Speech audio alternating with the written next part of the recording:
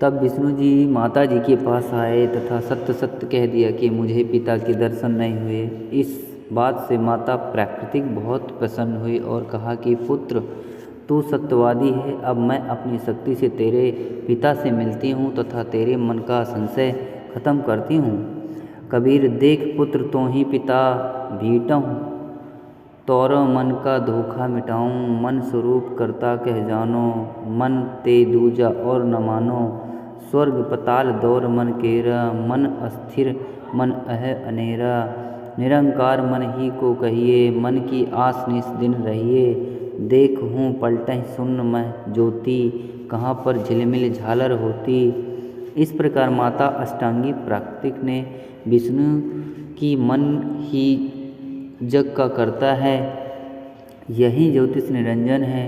ध्यान में जो 1000 ज्योतियाँ नजर आती हैं उसी का रूप है। जो शंख घंटा आदि का बाजा सुना, यह महास्वर्ग में निरंजन का ही है, बज रहा है। तब माता अष्टांगी प्राकृतिक ने कहा कि हे पुत्र, तुम सब देवों के सरताज हो और तेरी हर कामना का कार्य मैं पूर्ण करूँगी। तेरी पूजा सर्व जग में होगी। आपने मुझे सच सच बताया। काल के 21 ब्रह्मांड के प्राणियों की विशेष आदत है कि अपनी व्यर्थ महिमा बनाता है। जैसे दुर्गा जी श्री विष्णु जी को कह रही हैं कि तेरे पूजा जग में होगी, मैंने तुझे तेरे पिता के दर्शन नहीं करा दिए। दुर्गा ने केवल प्रकाश दिखाकर श्री विष्णु जी को बहका दिया। श्री विष्णु जी भी प्रभु की यही स्थिति अपने अनुयायियों को समझाने लगे कि परमात्मा का केवल प्रकाश दिखाई देता है, परमात्मा निराकार है। इसके बाद आदि भवानी रुद्र महेश जी के पास गई तथा कहा कि महेश, तू भी कर ले अपने पिता की खोज। तेरे दोनों भाइयों को तो तुम्हारे पिता के दर्शन नहीं हुए, उनको जो देना था वह प्रदान कर दिया। अब आप मांगो जो मांगना है। तब महेश ने कहा, हे जननी, मेरे दोनों बड़े भाइयों को पिता के दर्शन नहीं हुए, फिर प्रयत्न करना व्यर्थ है। कृपया मुझे ऐसा वर दो कि मैं अमर मृत्युंजय हो जाऊं। तब माता ने कहा कि यह मैं नहीं कर सकती। हाँ, युक्ति बता सकती हूँ जिससे तेरी आयु सबसे लंबी बनी रहेगी। विधि योग समाधि है, इसलिए महादेव जी ज़्यादातर समाधि में ही रहते हैं। इस प्रकार माता अष्टांगी प्राकृतिक ने तीनों पुत्रों को विभाग बांट दिए। भगवान ब्रह्मा जी को काल लोक में 184 के चोले शरीर रचने बनाने का अर्थात रजोगुण प्रभावित करके संतान उत्पत्ति के लिए विवश करके जीवों की उत्पत्ति कराने का विभाग प्रदान किया। भगवान विष्णु जी को इन जीवों के पालन पोषण कर्मानुसार करने तथा मोह ममता उत्पन्न करके स्थित बनाए रखने का विभाग दे दिया। भगवान शिव शंकर महादेव को संहार करने का विभाग प्रदान किया, क्योंकि इनके पिता निरंजन को 1 लाख मानव शरीरधारी जीव प्रतिदिन खाने पड़ते हैं। यहाँ पर मन में एक प्रश्न उत्पन्न होगा कि ब्रह्मा विष्णु तथा शंकर जी से उत्पत्ति स्थिति और संहार कैसे होता है। ये तीनों अपने अपने लोकों में रहते हैं। जैसे आजकल संचार प्रणाली को चलाने के लिए उपग्रहों को ऊपर आसमान में छोड़ा जाता है और वे नीचे पृथ्वी पर संचार प्रणाली को चलाते हैं, ठीक इसी प्रकार ये तीनों देव जहाँ भी रहते हैं, इनके शरीर से निकलने वाले सूक्ष्म गुण की तरंगे तीनों लोकों में अपने आप हर प्राणी पर प्रभाव बनाए रहती हैं। उपरोक्त विवरण एक ब्रह्मांड में ब्रह्मा काल की रचना का है। ऐसे ऐसे क्षर पुरुष काल के 21 ब्रह्मांड हैं, परंतु क्षर पुरुष काल स्वयं व्यक्त अर्थात वास्तविक शरीर रूप में सबके सामने नहीं आता। उसी को प्राप्त करने के लिए तीनों देव ब्रह्मा जी, विष्णु जी, शिव जी को वेदों में वर्णित विधि अनुसार भरसक साधना करने पर भी ब्रह्मा काल के दर्शन नहीं हुए। बाद में ऋषियों ने वेदों को पढ़ा, उसमें लिखा है कि अग्ने तनुर 80 पवित्र यजुर्वेद अध्याय नंबर 1 मंत्र 15 परमेश्वर सह शरीर है तथा पवित्र यजुर्वेद अध्याय 5 मंत्र 1 में लिखा है कि अग्ने तनुर 80 विष्णुवे तवा सोमस्य तनुर 80। इस मंत्र में 2 बार वेद गवाही दे रहा है कि सर्वव्यापक सर्व पालन करता सत्य पुरुष सह शरीर है। पवित्र यजुर्वेद अध्याय 40 मंत्र 8 में कहा है कि कबीर मनसी जिस परमेश्वर की सर्व प्राणियों को चाहा है वह कबीर अर्थात कबीर है। उसका शरीर बिना नाड़ी अश्वनरिम का है। शुक्रम वीरम से बनी 5 तत्व से बनी भौतिक अकायम काया रहित है। वह सर्व का मालिक सर्वोपरि सत्यलोक में विराजमान है। उस परमेश्वर का तेज पुंज का 100 ज्योतिर स्वयं प्रकाशित शरीर है जो शब्द रूप अर्थात अविनाशी है। वह कबीर देव कबीर परमेश्वर है जो सर्व ब्रह्मांडों की रचना करने वाला वेददाता सर्व ब्रह्मांडों का रचनहार स्वयंभू स्वयं प्रकट होने वाला यथा तथ अर्थान वास्तव में स्वस्थो अविनाशी है। गीता अध्याय 15 श्लोक 17 में भी प्रमाण है। भावार्थ है कि पूर्ण ब्रह्मा का शरीर का नाम कबीर देव है। उस परमेश्वर का शरीर नूर तत्व से बना है। परमात्मा का शरीर अति सूक्ष्म है जो उस साधक को दिखाई देता है जिसकी द्रव्य दृष्टि खुल जाती है। इस प्रकार जीव का भी सूक्ष्म शरीर है जिसके ऊपर 5 तत्व का खोल कवर अर्थात 5 तत्व की काया चढ़ी होती है जो माता पिता के संयोग से शुक्रम वीर से बनी है। शरीर त्यागने के पश्चात भी जीव का सूक्ष्म शरीर साथ रहता है। वह शरीर उसी साधक को दिखाई देता है जिसकी दिव्य दृष्टि खुल चुकी है। इसी प्रकार परमात्मा व जीव की स्थिति को समझें। वेदों में ओम नाम के स्मरण का प्रमाण है जो केवल ब्रह्मा साधना है। इस उद्देश्य से ओम नाम के जप को पूर्ण ब्रह्मा का मानकर ऋषियों ने भी हजारों वर्ष तक हठ योग समाधि लगाकर प्रभु प्राप्ति की चेष्टा की परंतु प्रभु दर्शन नहीं हुए। सिद्धियां प्राप्त हो गई। उन्हीं सिद्धियों रूपी खिलौनों से खेलकर ऋषियों भी जन्म मृत्यु के चक्र में ही रह गए तथा अपने अनुभव से शास्त्रों में परमात्मा को निराकार लिख दिया। ब्रह्मा काल ने कसम खाई है कि मैं अपने वास्तविक रूप में किसी को दर्शन नहीं दूंगा। मुझे अव्यक्त जाना करेंगे। अव्यक्त का भावार्थ है कि कोई आकार में है परंतु व्यक्तिगत रूप में स्थूल रूप में दर्शन नहीं देता। जैसे आकाश में बादल छा जाने पर दिन के समय सूर्य अदृश्य हो जाता है वह दृश्यमान नहीं है परंतु वास्तव में बादलों के पार जो का त्यों है। इस अवस्था को अव्यक्त कहते हैं। प्रमाण के लिए गीता अध्याय 7 श्लोक 24-25 अध्याय 11 श्लोक 48 तथा 32। पवित्र गीता जी बोलने वाला ब्रह्मा काल श्री कृष्ण के शरीर में प्रेतव्रत प्रवेश करके कह रहा है कि अर्जुन मैं बढ़ा हुआ काल हूँ और सर्प को खाने के लिए आया हूँ। गीता अध्याय 11 का श्लोक नंबर 32। यह मेरा वास्तविक रूप है।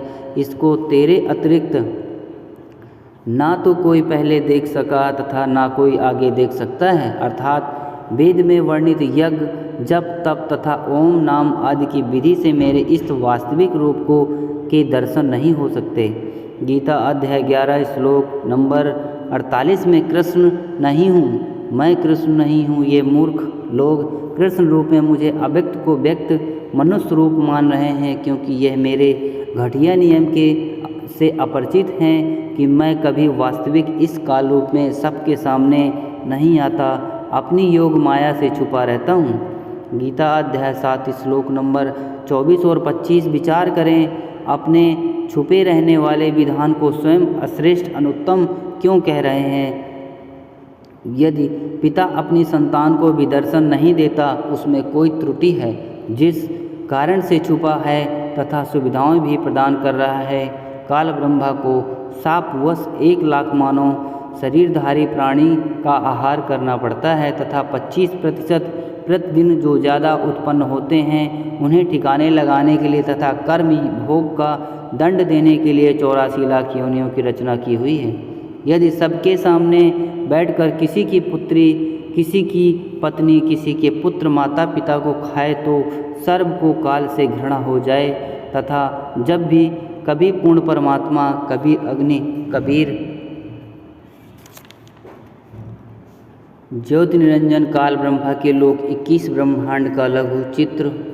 गीता अध्याय नंबर 15 श्लोक नंबर 1 से 4 तथा श्लोक नंबर 16 व 17 का आशय। कबीर अक्षर पुरुष एक पेड़ है, निरंजन व कीडार तीनों देव शाखा हैं पात रूप संसार। परमेश्वर स्वयं आए या अपना कोई संदेशवाहक दूत भेजे तो सर्व प्राणी सत्य भक्ति करके काल के जाल से निकल जाए, इसलिए धोखा देकर रखता है। तथा पवित्र गीता अध्याय 7 श्लोक 18, 24, 25 में अपनी साधना से होने वाली मुक्ति गति को भी अनुत्तमाम अति श्रेष्ठ कहा है तथा अपने विधान नियम को भी अनुत्तम अश्रेष्ठ कहा है। प्रत्येक ब्रह्मांड में बने ब्रह्मलोक में एक महास्वर्ग बनाया है। महास्वर्ग में एक स्थान पर नकली सतलोक, नकली अलख लोक, नकली अगम लोक तथा नकली अनामी लोक की रचना प्राणियों को धोखा देने के लिए प्राकृतिक दुर्गा आदि माया द्वारा करवा रखी है। कबीर साहब का एक शब्द है, कर नैनो दीदार महल में प्यारा है, ये प्राणी है कि काया भेद किया निर्वारा, यह सब रचना पिंड मंझारा है। माया अविगत जाल पसारा जो कारीगर भरा है, आदि माया कीन्ही चतुराई, झूठी बाजी पिंड दिखाई, अवगित रचना रची अखंड, माही वाका प्रतिबंध डारा है।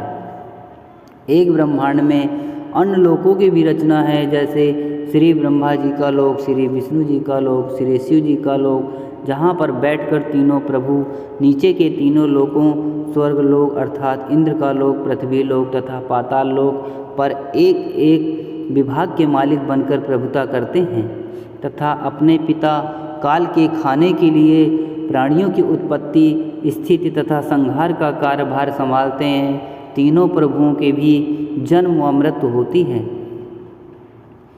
तब काल इन्हीं भी खाता है। इसी ब्रह्मांड, इसी अंड भी कहते हैं, क्योंकि ब्रह्मांड की बनावट अंडा आकार है। इसे पिंड भी कहते हैं, क्योंकि शरीर पिंड में एक ब्रह्मांड की रचना कमलों में टीबी की तरह दिखाई जाती है।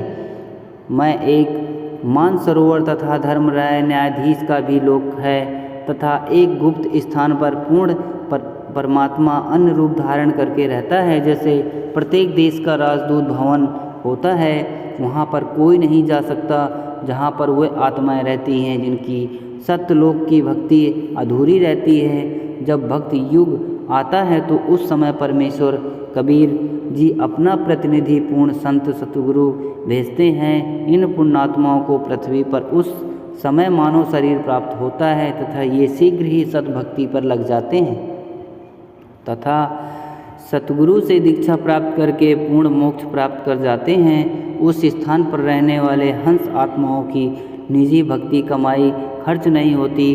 परमात्मा के भंडार से सर्व सुविधाएं उपलब्ध होती हैं। ब्रह्मा काल के उपासकों की भक्ति कमाई महास्वर्ग में समाप्त हो जाती है, क्योंकि इस काल लोक ब्रह्मालोक तथा पर ब्रह्मालोक में प्राणियों को अपना किया कर्मफल ही मिलता है। क्षर पुरुष ब्रह्मा ने अपने 20 ब्रह्मांडों को 4 ब्रह्मांडों में विभाजित किया है।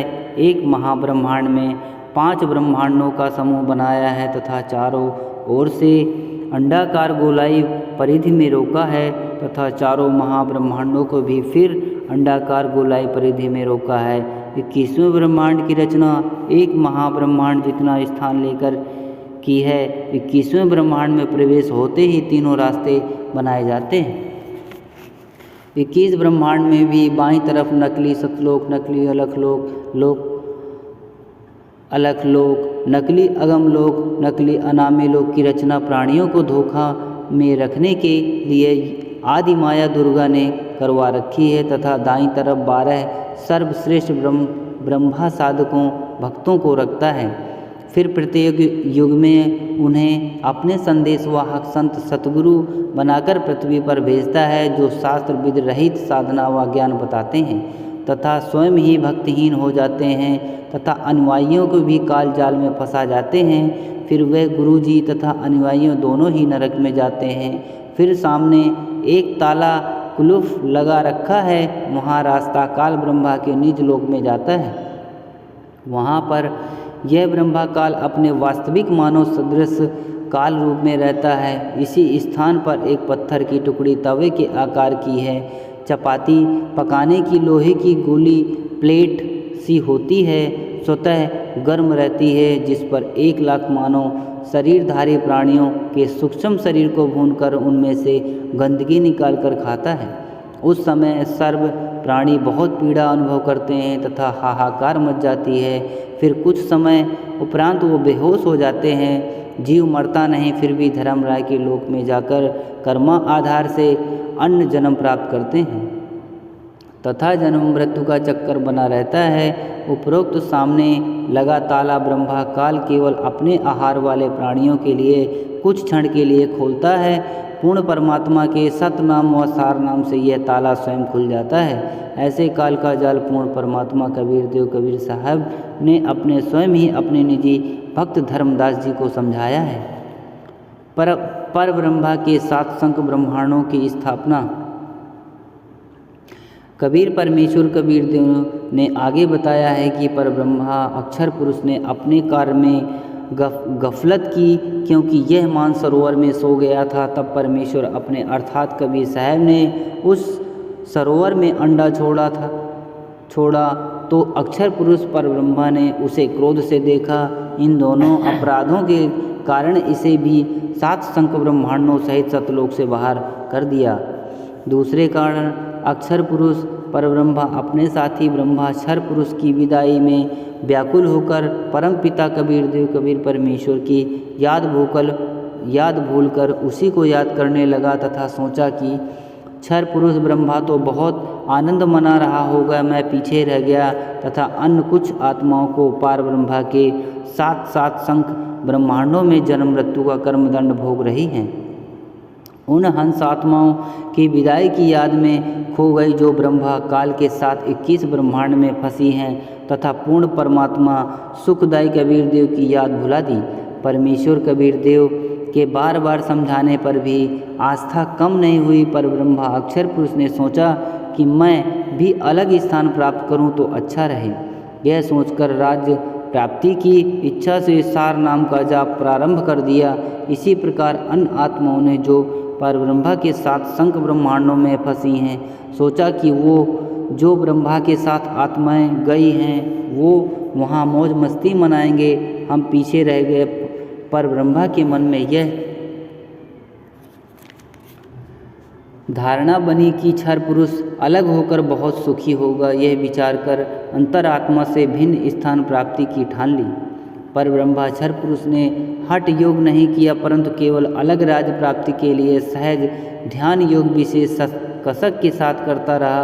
अलग स्थान प्राप्त करने के लिए पागलों की तरह विचारने लगा, खाना पीना भी त्याग दिया। अन्य कुछ आत्मा उसके वैराग्य पर आसक्त होकर उसे चाहने लगी। पूर्ण प्रभु के पूछने पर ब्रह्मा ने अलग स्थान मांगा तथा कुछ हंस आत्माओं के लिए भी याचना की। तब कबीर देव ने कहा कि जो आत्मा आपके साथ स्वेच्छा से जाना चाहता है उन्हें भेज देता हूँ।